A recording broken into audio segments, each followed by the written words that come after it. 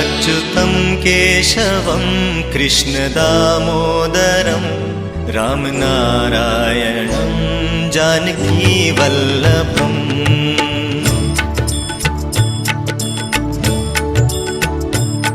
अच्युतं केशवं कृष्णदामोदरं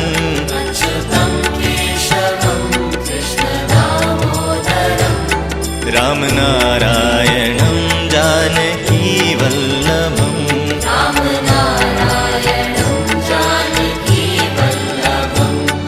कौन कहते हैं भगवान आते नहीं, कौन कहते हैं भगवान आते नहीं, तुम मीरा के जैसे बुलाते नहीं, तुम मीरा के जैसे बुलाते नहीं। अच्युतं केशवं कृष्णदामोदरम्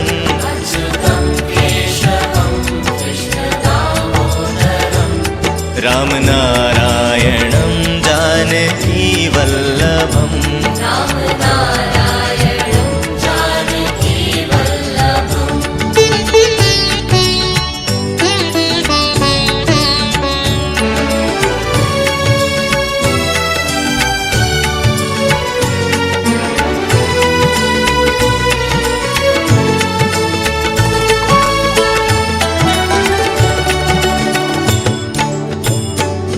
कौन कहते हैं भगवान खाते नहीं, कौन कहते हैं भगवान खाते नहीं, बेर शबरी के जैसे खिलाते नहीं, बेर शबरी के जैसे खिलाते नहीं।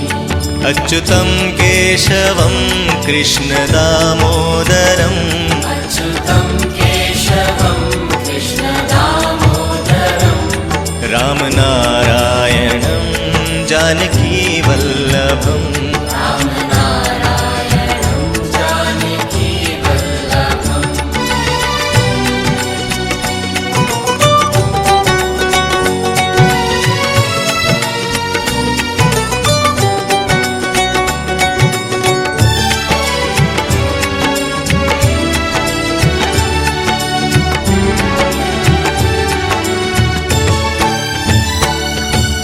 कहते हैं भगवान सोते नहीं, कौन कहते हैं भगवान सोते नहीं, माँ यशोदा के जैसे सुलाते नहीं, माँ यशोदा के जैसे सुलाते नहीं।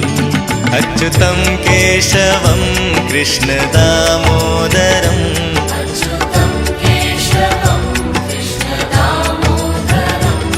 रामनारायणं जानकीवल्लभम् रामनारायणं जानकीवल्लभम्।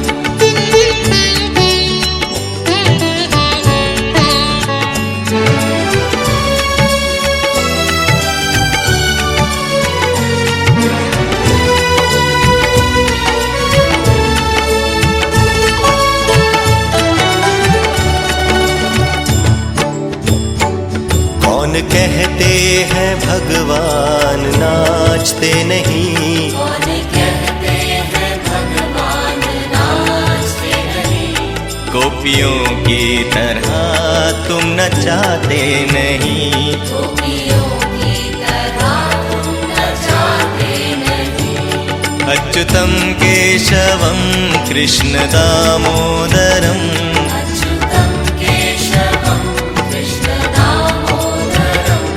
राम नारायणं जानकी वल्लभम् राम नारायणं जानकी वल्लभम् अच्युतं केशवं कृष्ण दामोदरम् अच्युतं केशवं कृष्ण दामोदरम् राम नारायणं जानकी वल्लभम् राम नारायणं जानकी वल्लभम् राम नारायणं जानकी वल्लभम् राम नारायणं जानकी वल्लभम्। भीमाशंकर ज्योतिर्लिंग वहीं पर स्थित है। कुछ लोग इसका एक पवित्र स्थान असम के गुवाहाटी के पास ब्रह्मपुर पहाड़ी पर मानते हैं, पर हम पहुंच रहे हैं महाराष्ट्र राज्य में बंबई से लगभग 320 किलोमीटर दूर दक्षिण पूर्व में सह्याद्री पर्वत के शिखर पर।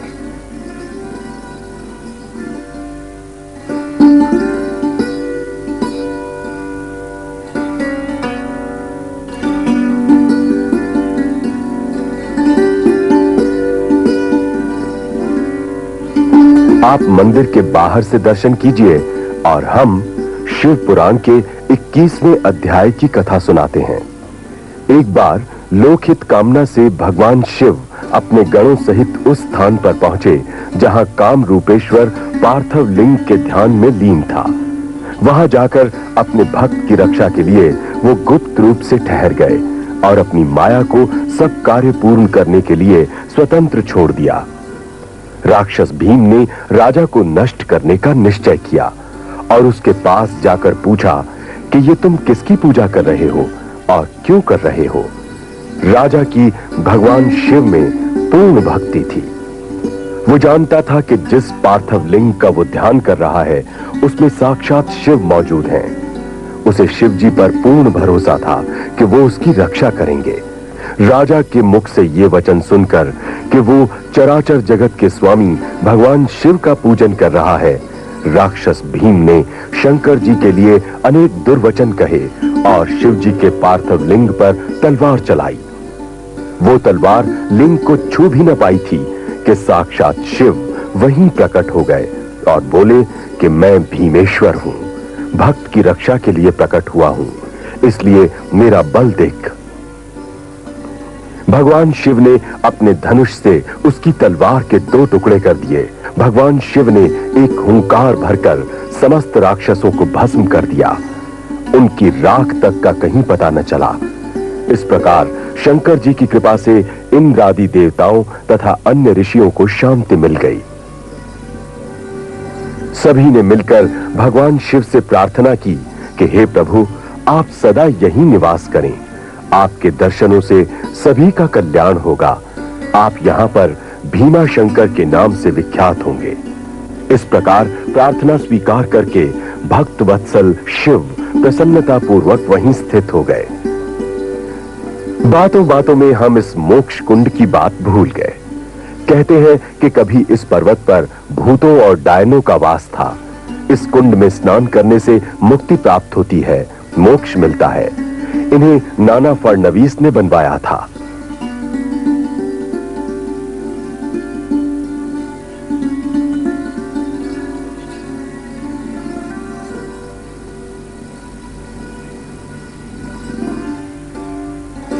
भीमशंकर मंदिर अत्यंत प्राचीन है। मंदिर के सम्मुख का जगमोहन बीच से टूट गया है। त्र्यंबकेश्वर, गोदावरी के तट पर त्र्यंबकेश्वर ज्योतिर्लिंग की गणना भगवान शिव के 12 ज्योतिर्लिंगों में होती है। यहाँ का मुख्य मंदिर त्र्यंबकेश्वर मंदिर है।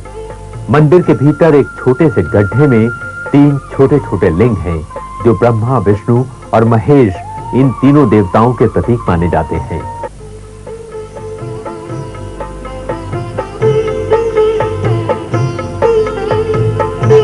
त्र्यंबकेश्वर मंदिर से थोड़ी दूर पर ही एक सरोवर है। इसके नीचे गोदावरी का जल आता है। यहां स्नान करने के बाद ही देव दर्शन किए जाते हैं। यात्री कुशावर्त की परिक्रमा भी करते हैं। 5 प्रसिद्ध तीर्थों में प्रयाग, गया, पुष्कर, और नैमिषारण्य के साथ नासिक की गणना होती है। यहाँ से गोदावरी दक्षिण दिशा की ओर बहती है। कहा जाता है कि राम, लक्ष्मण और सीता जी ने अपने वनवास के कई वर्ष नासिक के निकट पंचवटी में व्यतीत किए। नासिक में लगभग 60 मंदिर हैं और ये स्थान इस प्रदेश की काशी के नाम से विख्यात है। इसके अनेक कारण हैं, जैसे गोदावरी की पवित्र धारा, नासिक और पंचवटी का राम, सीता और लक्ष्मण से संबंध।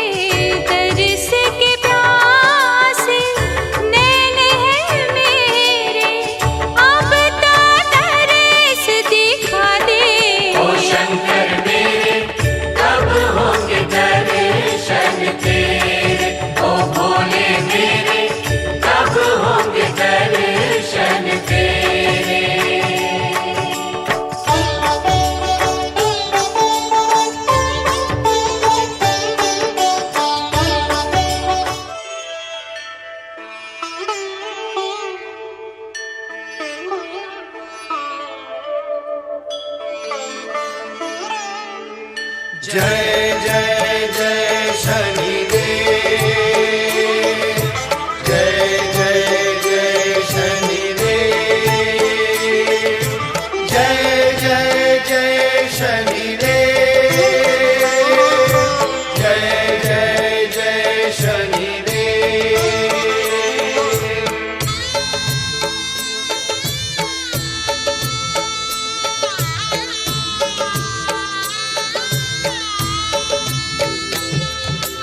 ॐ मङ्गलं शनिदेव मङ्गलम्, ॐ मङ्गलं शनिदेव मङ्गलम्, ॐ मङ्गलं शनिदेव मङ्गलम्, ॐ मङ्गलं शनिदेव मङ्गलम्। शिंगणापुर वाले मेरे देव मंगलम, शिंगणापुर वाले मेरे देव मंगलम, शनिदेव मङ्गलम्, ॐ मङ्गलं शनिदेव मङ्गलम्, ॐ मङ्गलं शनिदेव मङ्गलम्, ॐ मङ्गलं शनिदेव मङ्गलम्, ॐ मङ्गलं शनिदेव मङ्गलम्, ॐ मङ्गलं शनिदेव मङ्गलम्, ॐ मङ्गलं शनिदेव मङ्गलम्। शिंगणापुर वाले मेरे देव मंगलम, शिंगणापुर वाले मेरे देव मंगलम, शनिदेव मङ्गलम्,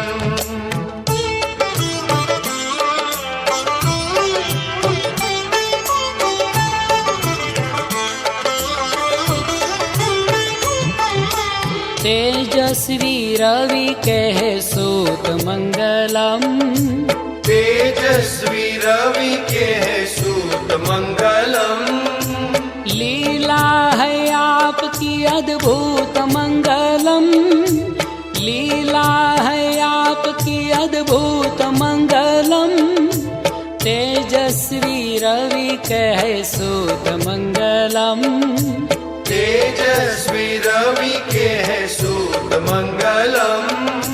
लीला है आपकी अद्भुत मंगलम, लीला है आपकी अद्भुत मंगलम। ओम मंगलम शनिदेव मंगलम, ओम मंगलम शनिदेव मंगलम। ओम मंगलम शनि।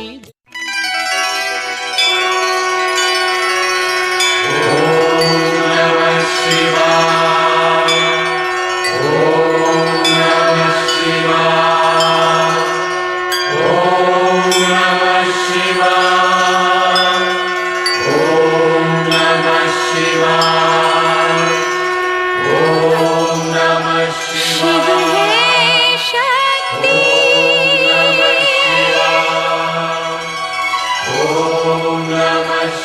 शिव है भक्ति, शिव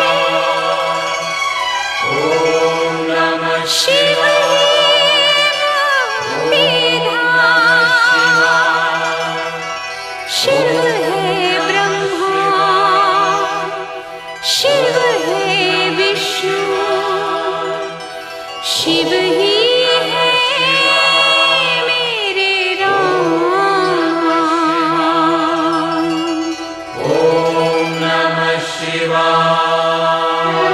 हम द्वादश ज्योतिर्लिंगों के 11वें पवित्र धाम बैद्यनाथ धाम की ओर अग्रसर हैं।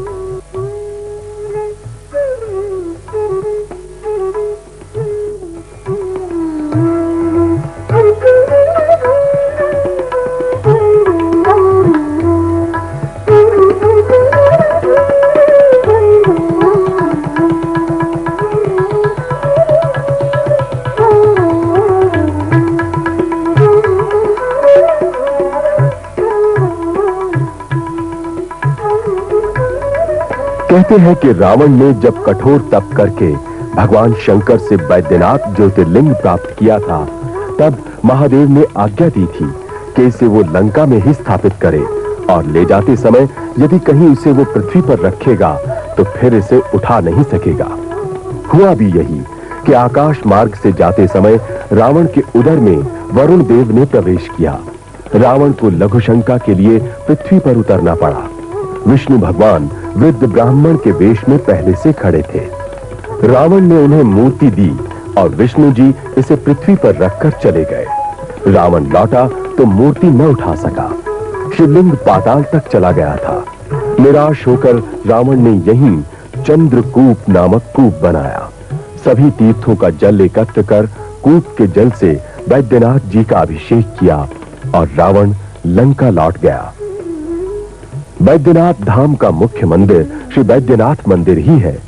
इसी के घेरे में पुष्प आदि और तीर्थों का जल भी बिकता है। लिंग मूर्ति ऊंचाई में बहुत छोटी है। आधार पीठ से उसका उभार थोड़ा ही है।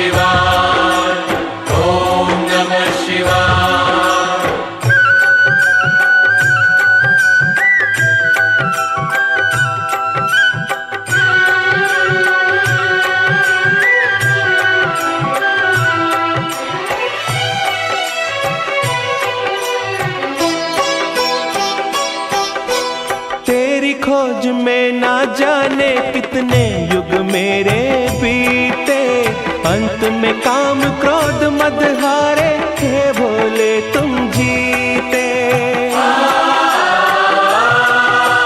तेरी खोज में ना जाने कितने युग मेरे बीते, अंत में काम क्रोध मद हारे, हे भोले तुम जीते। मुक्त किया तूने प्रभु मुझको, शत शत है प्रणाम। ऐसी सुबह न आए न ऐसी शाम, जिस दिन जुबां पे मेरी आए न शिव का नाम। ऐसी सुबह न आए न ऐसी शाम। ओम नमः शिवाय, ओम नमः शिवाय, ओम नमः शिवाय, ओम नमः शिवाय।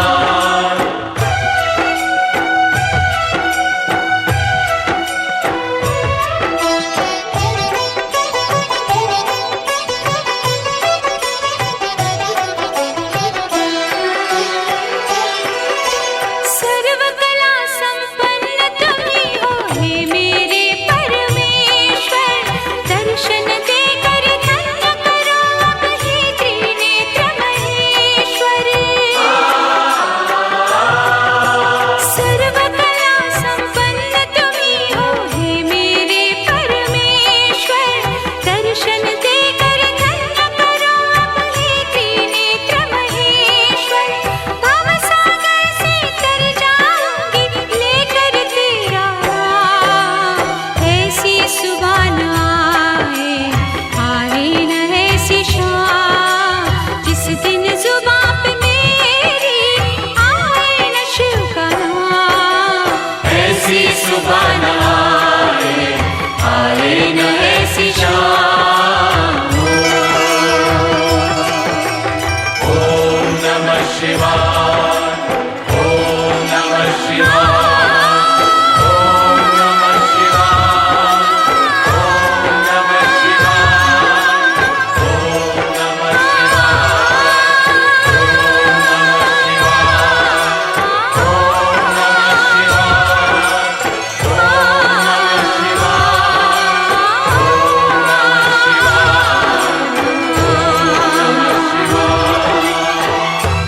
पर दर्शन हेतु मल्लिकार्जुन पहुंचते हैं। ये 12 ज्योतिर्लिंगों में से श्री शैल पर है। वहां 51 शक्तिपीठों में से एक शक्तिपीठ भी है। कहते हैं सती की देह का ग्रीवा भाग जहां गिरा, वहां भ्रमरांबा देवी का मंदिर है। पौराणिक कथा के अनुसार सूत जी कहते हैं, मल्लिकार्जुन ज्योतिर्लिंग की उत्पत्ति की कथा सुनते ही मनुष्य सब पापों से मुक्त हो जाता है। जब पार्वती के पुत्र कुमार कार्तिकेय और गणेश जी का इस बात पर विवाद हो गया कि सबसे पहले विवाह किसका हो, तो इस विवाद का निपटारा करने के लिए दोनों पृथ्वी प्रदक्षिणा के लिए चल दिए कि जो पहले लौटेगा वो पहले शादी करने का अधिकारी माना जाएगा। कार्तिकेय पृथ्वी की प्रदक्षिणा करके जब कैलाश पर्वत लौटा तो हैरान रह गया। गणेश जी का पहले विवाह हो गया था। गणेश जी ने पृथ्वी प्रदक्षिणा का प्रसंग आने पर माता पिता की प्रदक्षिणा कर ली और ये कहा कि माता पिता के चरणों के गिर्द ही सारा संसार है। नारद जी से सब वृतांत सुनकर कार्तिकेय नाराज हो गया। शिव तथा पार्वती के लाख समझाने पर भी न माना और रूठकर क्रौंच पर्वत पर चला गया। माता पिता को उसके चले जाने पर अत्यंत दुख हुआ। विशेषकर माता होने के नाते पार्वती का मन अत्यंत व्याकुल रहता था। शिव जी ने पार्वती को बहुत समझाया, विश्वास दिलाया कि तुम्हारा रूठा पुत्र शीघ्र ही लौट आएगा। लेकिन पार्वती जी को शिव जी की बातों से संतोष नहीं हुआ। पार्वती को यूं शोकग्रस्त देखकर शिव जी ने देवताओं को बुलाकर उन्हें कार्तिकेय के पास भेजा कि किसी न किसी प्रकार समझा बुझाकर वो उसे अपने साथ लौटा लाएं। देवताओं ने कुमार कार्तिकेय के पास जाकर उन्हें बहुत समझाया, प्रार्थना भी की, माता की शोचनीय दशा का वर्णन भी किया, परंतु कार्तिकेय हठी था। वो टस से मस न हुआ। उसने देवताओं को भी साफ इनकार कर दिया। देवता निराश होकर कैलाश पर्वत लौट आए। अपनी विवशता प्रकट करके देवता तो चले गए, परंतु शिव तथा पार्वती को और भी बेचैन कर गए। शिव जी तो भविष्य ज्ञाता थे, उनसे पार्वती का दुख देखा नहीं जाता था। वो पुत्र वियोग के कारण व्याकुल थीं। अंत में शिव जी ने फैसला किया कि वो पार्वती को साथ लेकर स्वयं कार्तिकेय के पास जाकर उसे समझाएंगे। जिस समय कार्तिकेय को पता चला कि उसके माता पिता उसके पास आ रहे हैं, तो वो उनके आने से पहले ही एक अन्य स्थान पर 10-12 कोस की दूरी पर चला गया। जब शिव जी वहां पहुंचे और कार्तिकेय को वहां न देखा, तो उन्होंने उस स्थान पर अपना ज्योतिर्लिंग स्थापित कर दिया। इसके पश्चात वो स्वयं कार्तिकेय की खोज में चले गए। इसके बाद शिव जी हर अमावस को और पार्वती जी हर पूर्णमासी को वहां अवश्य जाते रहते थे। ये थी शिव पुराण की कथा, और तभी से मल्लिकार्जुन ज्योतिर्लिंग सदैव के लिए प्रसिद्ध हो गया। कार्तिकेय जिस स्थान पर चले गए थे, वो स्थान कुमार स्वामी कहलाता है। भगवान शंकर तथा पार्वती जी शैल पर स्थित हुए। यहाँ शिव जी का नाम अर्जुन तथा पार्वती जी का नाम मल्लिका है। दोनों का नाम मिलकर मल्लिकार्जुन हो गया। मल्लिकार्जुन लिंग में पार्वती और शिव दोनों की ही ज्योतियां प्रतिष्ठित हैं। कहा जाता है कि इस लिंग के दर्शन मात्र से संपूर्ण मनोकामनाएं पूर्ण होती हैं। इसका दर्शन हर प्रकार से सुखदायक और शांति प्रदान करने वाला है। आंध्र प्रदेश के कृष्णा नदी के तट पर भी शैल नामक पर्वत पर मल्लिकार्जुन ज्योतिर्लिंग प्रतिष्ठित है। श्री शैल पर्वत ही दक्षिण का कैलाश पर्वत भी कहलाता है। भंग तुम्हारी मैं तो घोटत घोटत हारी, भोले भंग तुम्हारी मैं तो घोटत घोटत हारी, मोर सडले हाथ दुखाए, तेरी एक दिन की होवे तो घोटू रोज न घोट जाए, भोले भंग तुम्हारी मैं तो घोटत घोटत हारी, मोर सडले हाथ दुखाए, तेरी एक दिन की होवे तो घोटू रोज न घोट जाए, भोले भंग तुम्हारी मैं तो घोटत घोटत हारी, घोटो ना देवी जी जरा घोटो ना, घोटो ना देवी जी जरा घोटो ना।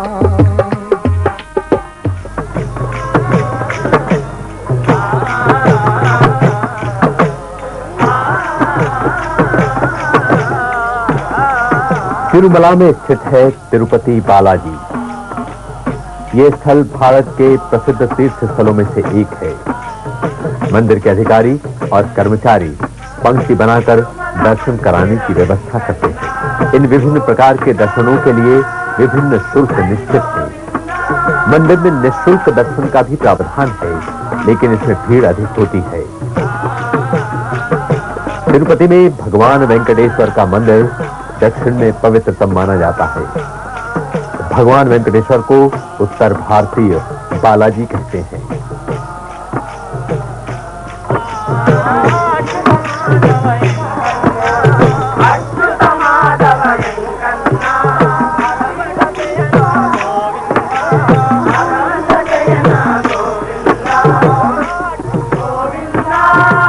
ये मंदिर मेरू पर्वत के 7 शिखरों पर बना हुआ है। हिंदुओं की धारणा है कि वे सप्त शिखर भगवान आदिशेष शेषनाग का प्रतिनिधित्व करते हैं। भगवान वेंकटेश्वर के दर्शन 3 बार होते हैं। पहला दर्शन विश्व रूप दर्शन कहलाता है, जो ब्राह्म मुहूर्त में होता है। दूसरा दर्शन मध्याह्न में तथा तीसरा दर्शन रात में होता है।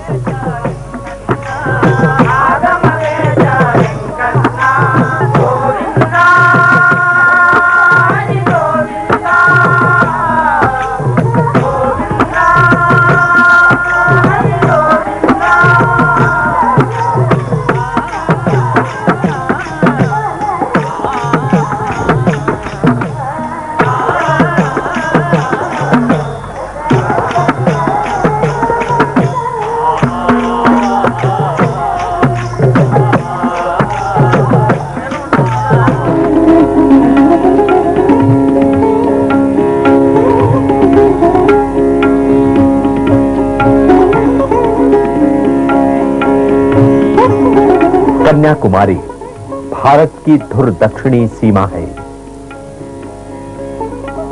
कन्याकुमारी में यात्री सूर्य उदय और सूर्य अस्त का मनोहारी दृश्य देखते हैं जो अत्यंत सुंदर है।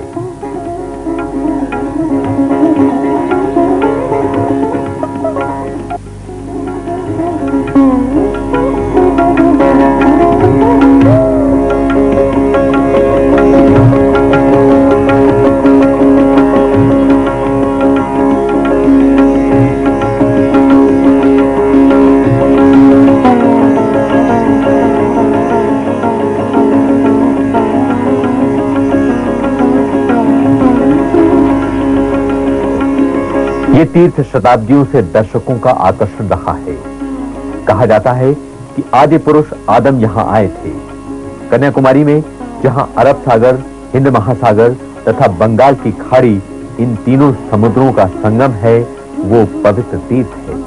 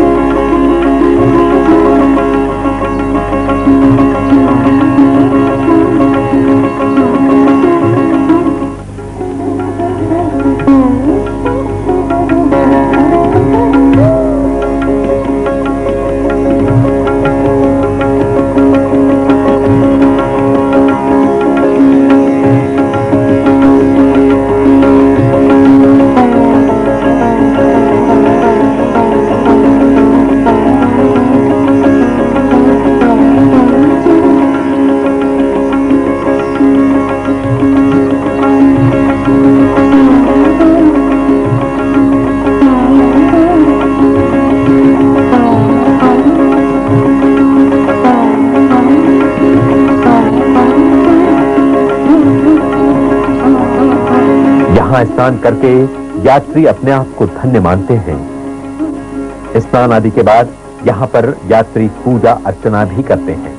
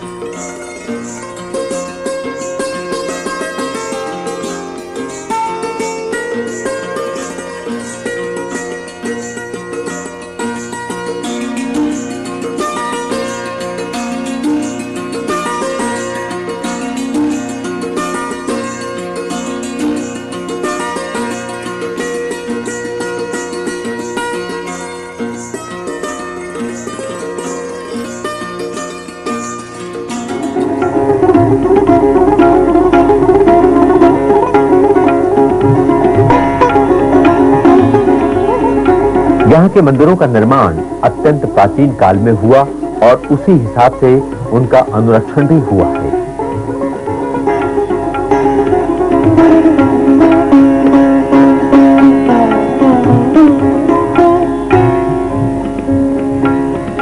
ये मंदिर बहुत विराट है तथा कला की दृष्टि से उच्च कोटि के हैं कि इन्हें यात्री देखकर ठगा सा रह जाता है।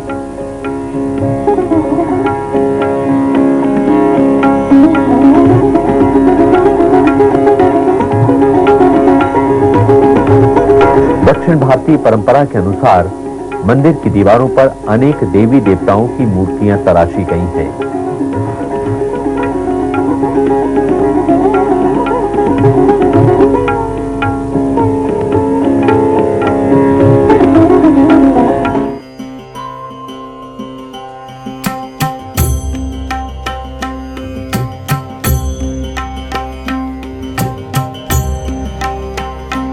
जय जय मां, जय मां, जय जय मां,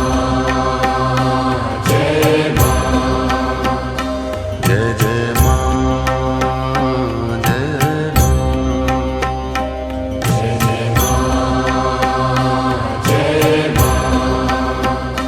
जय जय मां, जय मां, जय जय मां, जय मां,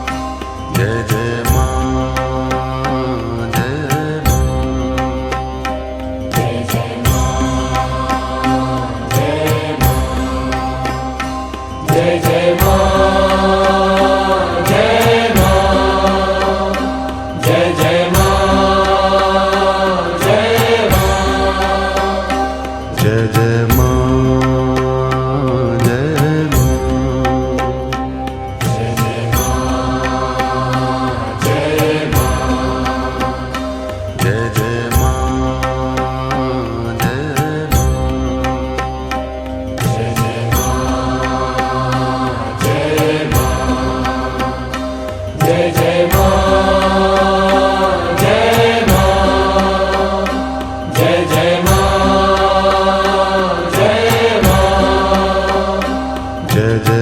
मां,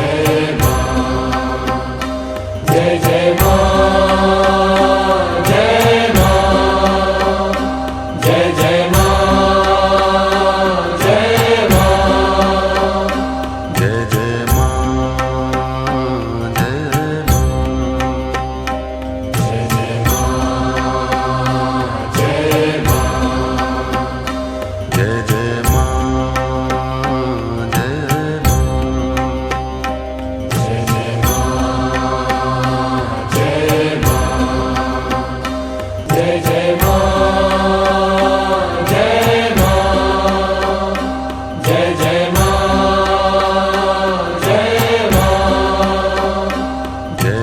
मां। रामेश्वरम ये भारत के परम आदरणीय सम्मानीय तीर्थ स्थानों में से एक है। यहां पर बंगाल की खाड़ी अरब सागर से मिलती है।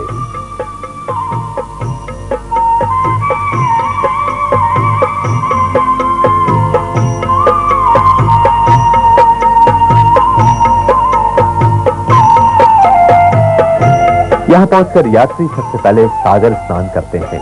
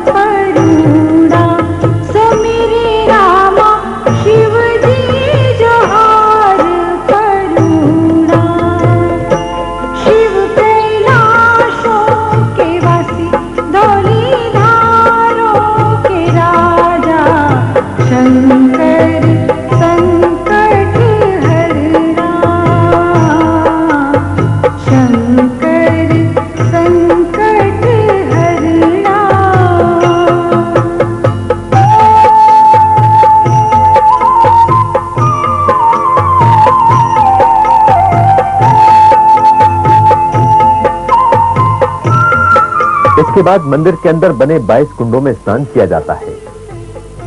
इसे 22 कुंडा स्नान भी कहा जाता है।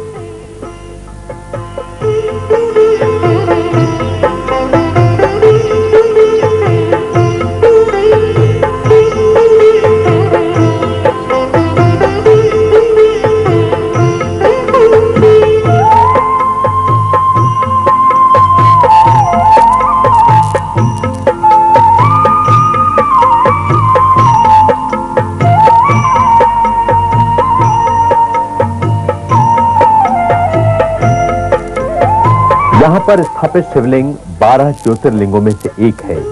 जैसा कि इसका नाम रामेश्वरम है, अर्थात इसे भगवान राम द्वारा स्थापित किया गया है।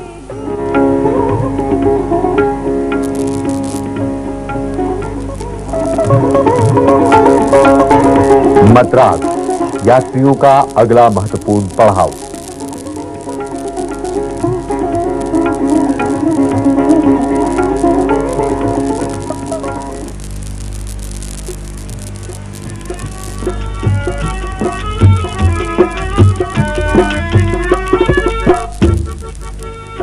ऐसी लागी लगन मेरा हो। मद्रास में यात्री सबसे पहले समुद्र किनारे सैर को जाते हैं।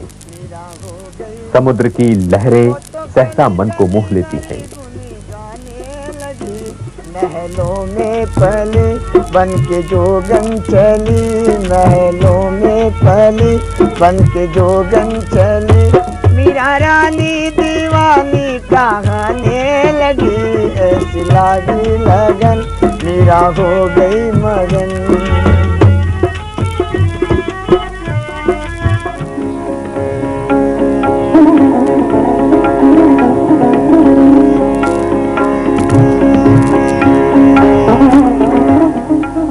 पुरी अर्थात जगन्नाथपुरी भारत के 4 धामों में से एक है।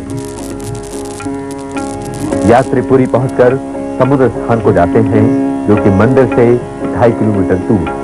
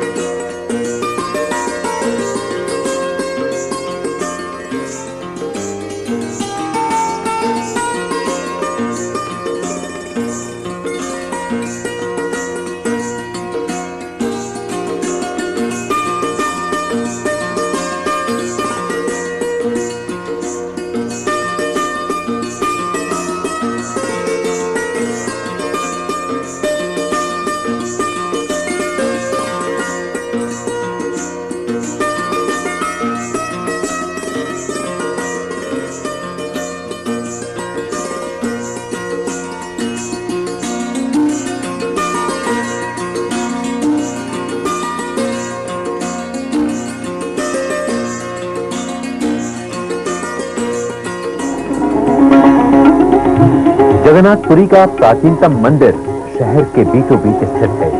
इस मंदिर के 4 द्वार हैं।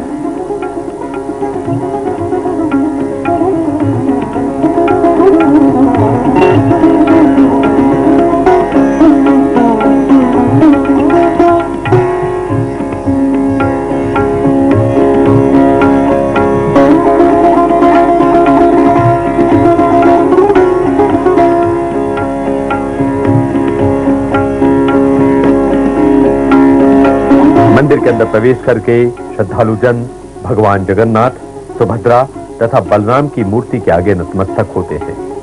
पुरी अपनी वार्षिक रथ यात्रा के कारण विश्व विख्यात है।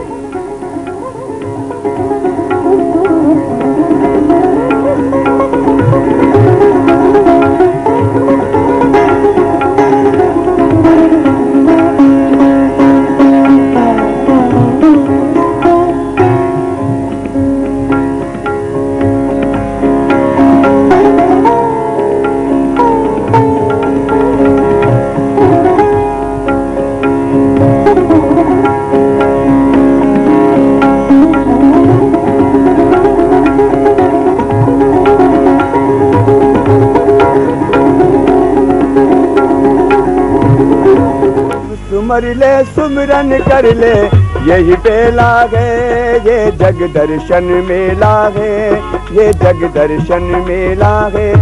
हिंदुओं में एक किंवदंती है, यानी कि एक कहावत है कि सारे तीर्थ बार बार, गंगा सागर एक पार।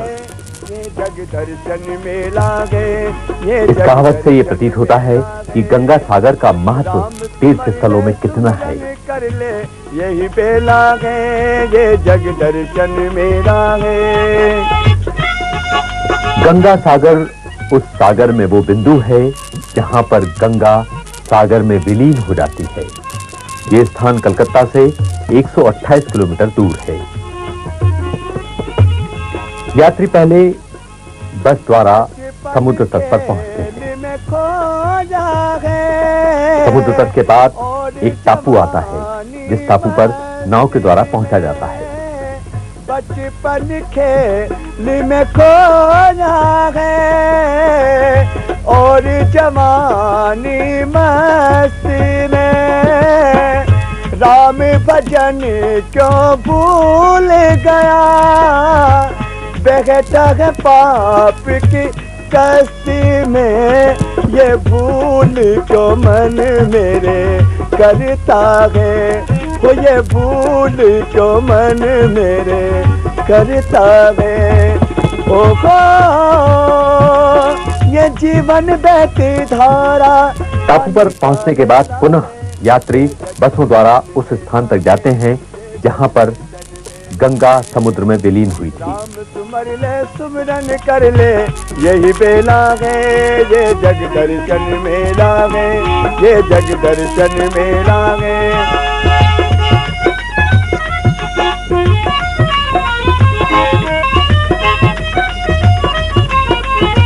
यहाँ पर विशेष प्रकार के साइकिल रिक्शे चलते हैं जो आपको एक स्थान घाट तक ले जाएंगे।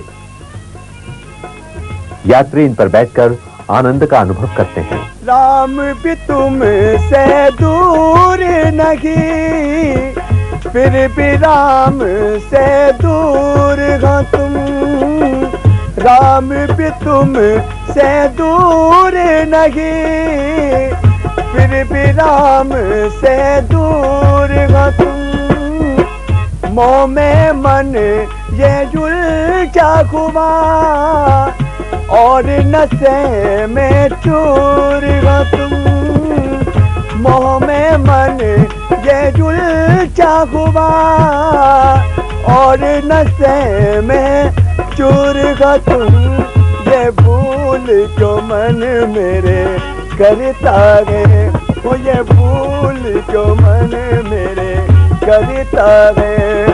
ओ ये जीवन बहती धारा पानी करे लागे। ये समुद्र तट पर पहुंचकर यात्री स्नान और पूजा अर्चना करते हैं। राम सुमर ले सुमरन कर ले यही बेला गे। यहाँ से समुद्र का विशाल और विराट आकार देखने को मिलता है जिसकी दूसरी सीमा नजर नहीं आती।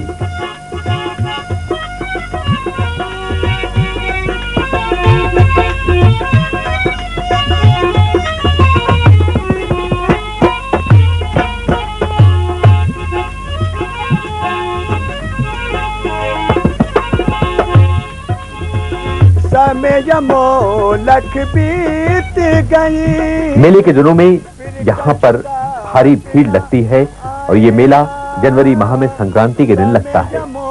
ये सारा स्थान यात्रियों से भर जाता है।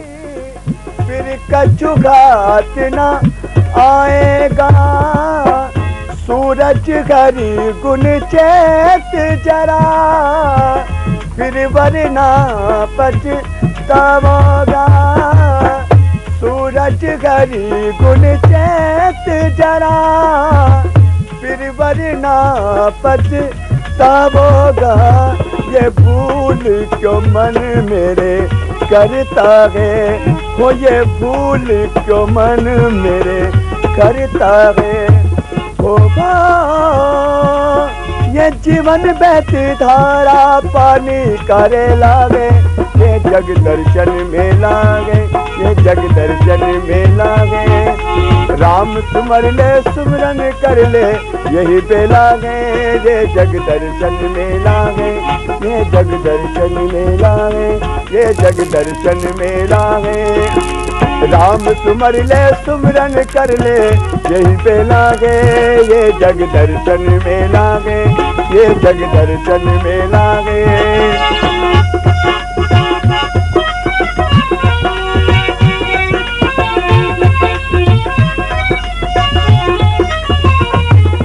पास ही में कपिल मुनि का मंदिर तथा आश्रम है। यहाँ पर अन्य छोटे छोटे मंदिर भी दृष्टिगोचर होते हैं। समय मोलक बीत गई, फिर कछु घात न आएगा।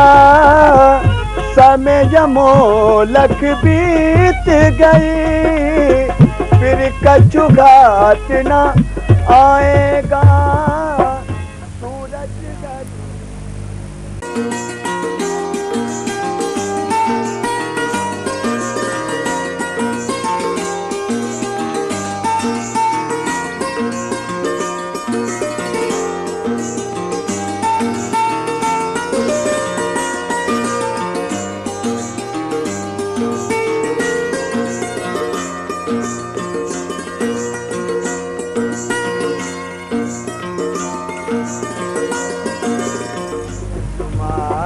कलकत्ता। कलकत्ता न केवल पश्चिमी बंगाल की राजधानी है, बल्कि भारत की सबसे अधिक जनसंख्या वाली महानगरी है। ये नगर भारत की संस्कार राजधानी कहता है।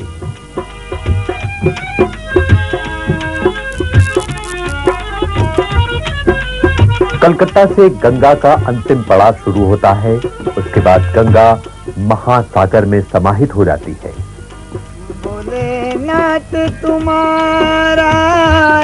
यात्री यहाँ पर स्नान आदि से निवृत्त होकर शहर के अन्य दर्शनीय स्थलों को देखने निकल पड़ते हैं।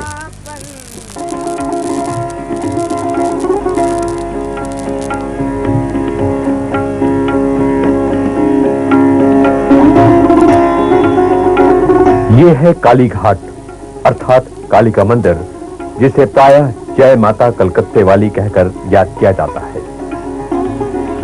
मंदिर में वैसे तो रोज ही भक्तजनों का आना जाना लगा रहता है, पर पूजा के दिनों में विशेष भीड़ यहाँ देखने को मिलती है।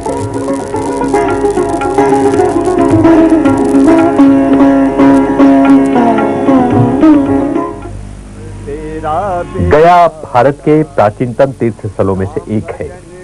गया से 14 किलोमीटर दूर स्थित है बोध गया, जहां पर भगवान बुद्ध को ज्ञान प्राप्त हुआ था। बोध गया पहुंचने पर यात्री सबसे पहले महात्मा बुद्ध की पत्थरों से तराशी हुई एक प्रतिमा को निहारते हैं। इसके बाद ही पास ही बने तिब्बत मंदिर और अन्य मंदिरों के दर्शन करते हैं। ये दुनिया है मुसाफिर खाना, बन के आया तू मेहमान, पल पल तेरा बीता जाए, राम भजन कर तू इंसान।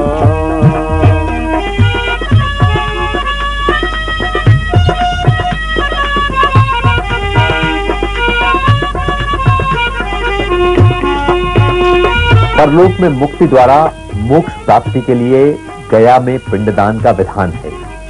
इस प्रकार गया प्रमुख पितृ मुक्ति का तीर्थ है। यहाँ का प्रमुख मंदिर है सम्राट अशोक का बनवाया गया महाबोधि मंदिर। ये महाबोधि मंदिर अत्यंत प्राचीन है और यात्रियों को प्रभावित करता है।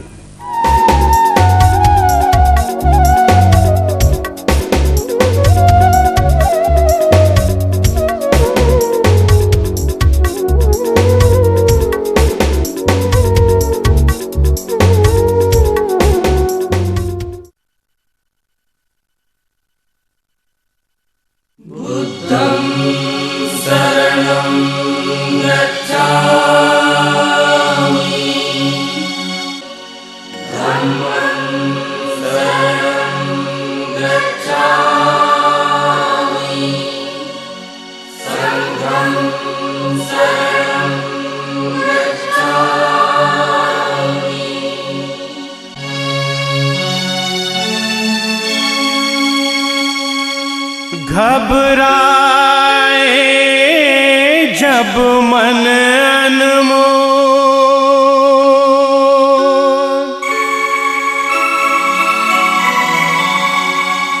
हृदय हो उठे डामाडोल।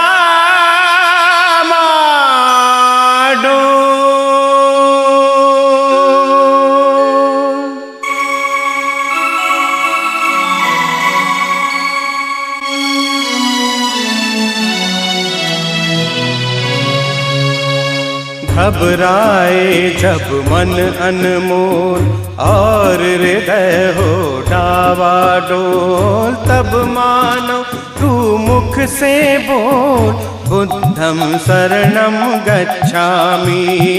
तब मानो तू मुख से बोल बुद्धं शरणं गच्छामि। बुद्धं शरणं गच्छामि, धम्मं शरणं गच्छामि, संघं शरणं गच्छामि। जब अशांति का राग उठे, लाल लहू का भाग उठे, हिंसा की वो आग उठे, मानव में पशु जाग उठे। ऊपर से मुस्काते घन, भीतर जहर रहे तू घोर, तब मानो तू मुख से बोल बुद्धं शरणं गच्छामि। तब मानो तू मुख से बोल बुद्धं शरणं गच्छामि।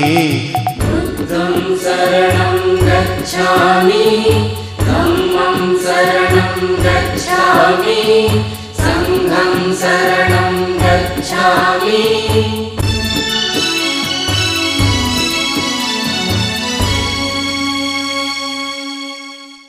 बुद्धं शरणं गच्छामि। जब दुनिया से प्यार उठे,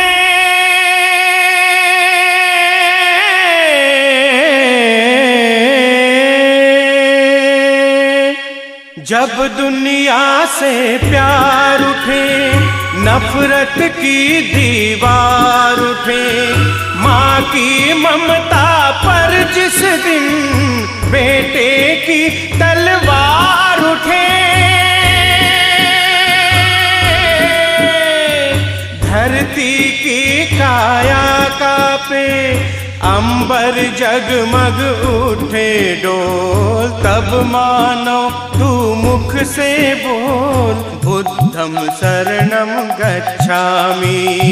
तब मानो तू मुख से बोल बुद्धं शरणं गच्छामि। बुद्धं शरणं गच्छामि, धम्मं शरणं गच्छामि, संघं शरणं गच्छामि।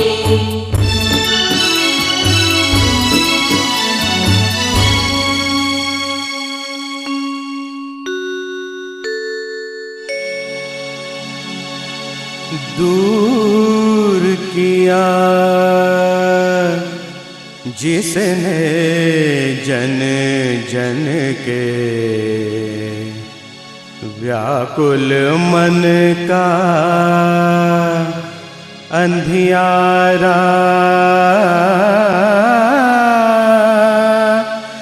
जिसकी एक किरण को छूकर चमक उठा ये जग सारा।